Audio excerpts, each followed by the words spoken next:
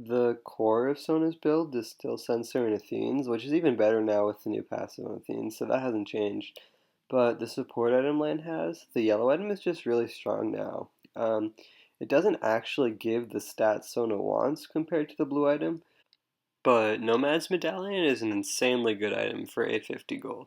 So first, it generates a lot of gold, which is nice because you need items. Second, it gives 10% CDR, which is good because you want to rush your sensor before combining into Eye. And if you're just sitting on Frostfang, it doesn't give CDR. And third, it gives 15% missing mana back on kills and assists, which is perfect for Sona because you're super mana hungry in fights and participate in almost every kill since just tagging someone with an aura gives an assist. But anyways, regardless of which Sightstone you go, after getting it and Sensor and Athenes, you have 35 CDR.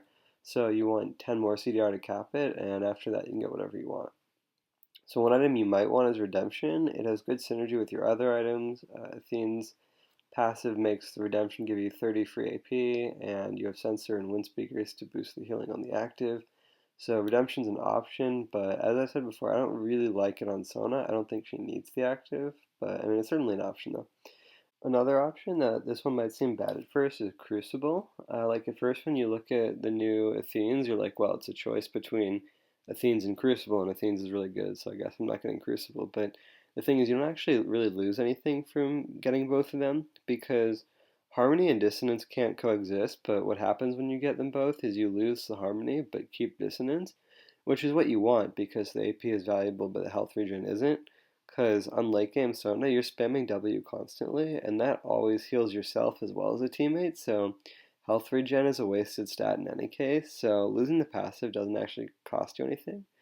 And the benefit to Crucible is it gives 20% healing and shielding amplification, which is the highest in the game. The active I'm not sure about. It can be really good, but a lot of the times it doesn't do anything, or people even like completely forget to use it. Crucible is the main thing I wanted to go over. Apart from that, one quick point is just that you don't have to get components in the order you complete the items. Like if you don't have enough to finish Athenes, I don't think you want to sit on a chalice. Getting a Forbidden Idol and Fiendish Codex would give you much more immediate power. It would get you to 45% CDR, but you might not have mana to support the CDR at that point, so maybe you can go tier instead. Another option is for after Athenes, you can go tier and Codex into Ceros and Deathcap. Pure AP is really good for Sona. The only problem is the build is sort of awkward. You have to sit on the Fiendish Codex because like Banshee is only good if you want a ton of MR, and it doesn't build into much else. Maybe Morellonomicon or Zanya's or something, but it makes item slots an issue as well going to your death cap, especially with the Dark Sealant wards. And the other problem is you start stacking your tier very late. Like, I still don't think a tier early on Sona is good because Sensor gives you a lot of immediate power and you don't need the mana until you have 35 or 45 CDR, at least not that much.